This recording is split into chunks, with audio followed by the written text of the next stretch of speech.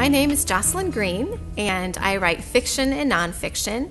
My mission with both genres is to inspire faith and courage in my readers. I'm a former military wife, so I began writing devotional books for military wives. Faith Deployed, Daily Encouragement for Military Wives was my first book, and since then I've written a few other titles, and right now I'm working on a Civil War series of novels called Heroines Behind the Lines. I was inspired to write the Heroines Behind the Lines series when I was doing research for a nonfiction book called Stories of Faith and Courage from the Home Front. When I was doing research in Gettysburg, I came across all these handwritten diaries and journals and letters from women who lived in Gettysburg during the battle. And when I read them, their stories became so real to me. It was so vivid and personal. And I had never heard these stories before. And that was the point when I began to think that these stories needed to be shared. This series focuses on women's different contributions during the Civil War. In Wedded to War, the main character, Charlotte Waverly, is based on the real historical figure, Georgiana Woolsey.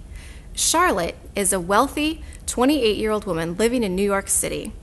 And when the Civil War breaks out, she decides to give up all of her luxury and all of her privilege, to sacrifice all of that so that she can be a nurse. At the time, this was a revolutionary idea. Prior to the Civil War, nursing was the man's profession. So when she decided to do this, it was shocking to her family and to her society. In The Widow of Gettysburg, we get to see the civilian experience during and after the Battle of Gettysburg. Liberty Holloway is a young Union widow who wants to turn her farm into an inn. But when it becomes a Confederate field hospital, her life is turned upside down.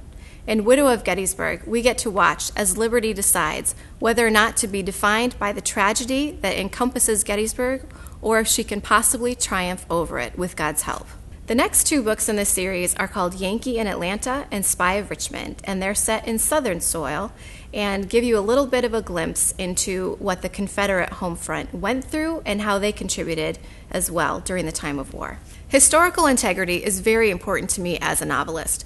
I was a journalist before I decided to write fiction, so I'm very comfortable with research and interviewing people, and I take those same techniques when I approach a novel. When I prepare to write a novel, I always depend on the research to tell me which direction to take the story.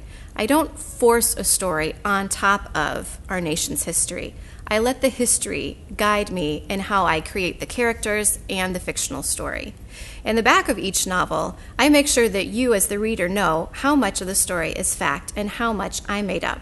In Wedded to War, Charlotte had to make a decision, whether her life would be defined by society's expectation or if she would follow God's leading, which was in direct contradiction to what culture expected her to do. The spiritual message is clear for the rest of us as well. Sometimes God asks us to do something that's difficult, that hasn't been done before, or something that other people might not agree with. So in Wedded to War, the main theme is that we should be more concerned with what we feel God is calling us to do than with what society expects us to do. The theme verse of Widow of Gettysburg is Psalm 30, verse 5.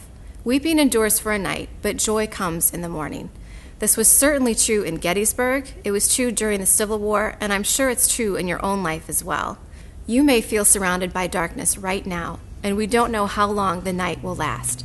But rest assured, joy does come in the morning.